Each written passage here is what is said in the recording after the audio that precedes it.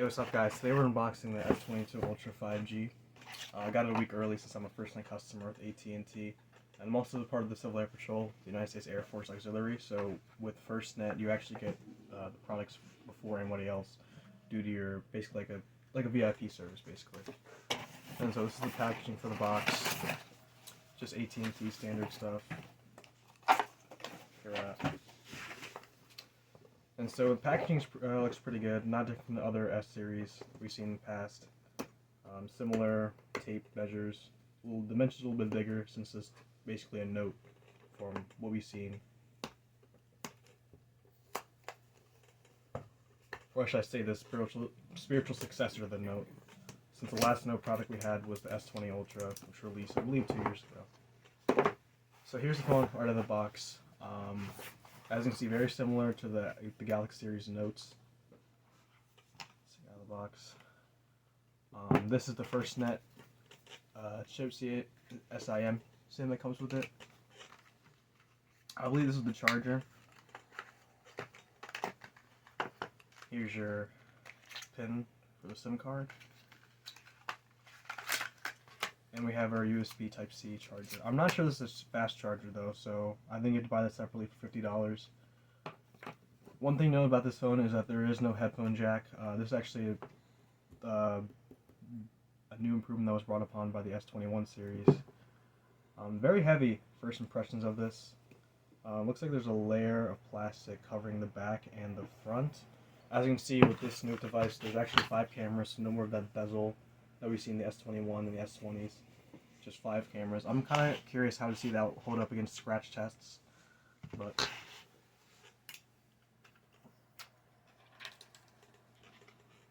there's the back layer. Here's the front layer. So yeah, first impressions, very premium device. Pretty big in my hand. Feels really, really heavy. Like I said, it's a spiritual successor to the Note, so the one thing that sets apart is the S Pen. Nothing special with the S Pen, similar to the S Pens we've seen in the Note series. Alright, let's boot this up.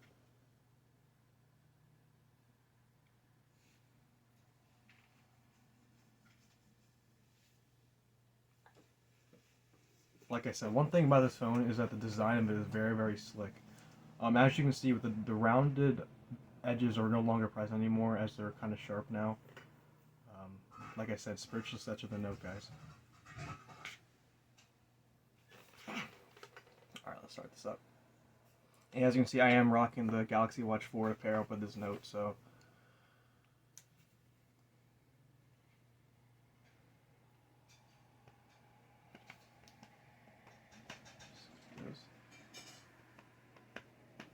alright, so what I'm actually going to do, I'm just going to set this all up, and then we'll come back and we'll see how the screen test is. So we're back with the phone all booted up. One thing to notice is the super wide display of it. So let's turn up the brightness a bit, since it comes out of packaging with dim brightness for some reason. Turn to the max. I can see very, very heavily pixel density on this phone. Very, very bright.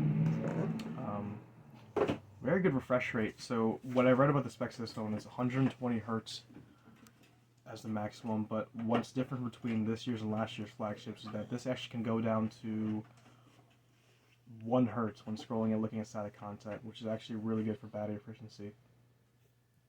So let's turn up the brightness and the display all the way up. So screen resolution will turn up to 388 by 1440. As you can see, very, very sharp looking phone. To compare it with my old phone, I had the S20. This is now turned up all the way to the max on both brightnesses. As you can see, this is considerably brighter than this phone. So, and also the size difference too. Like the screen of this is almost literally bigger than the S20, and then again I have the case on this too. So now let's look at some of the videos in 4K, see how the quality is. No thanks.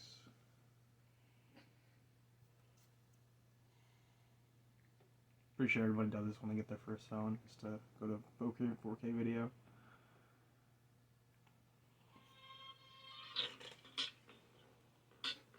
And see, display is very nice, and the sound was another thing I didn't realize about it. I'm on halfway and the stereo sounds very, very loud.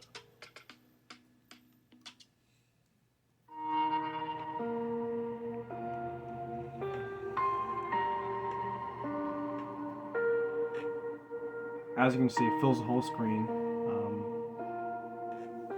Very, very HD picture on this. Very, very loud.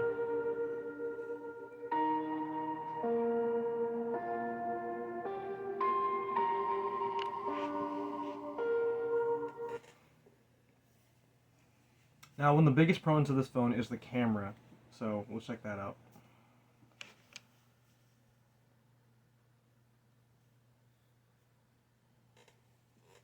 So, let's take a look at this and see how far I can zoom in with the 100 aperture lens that we got.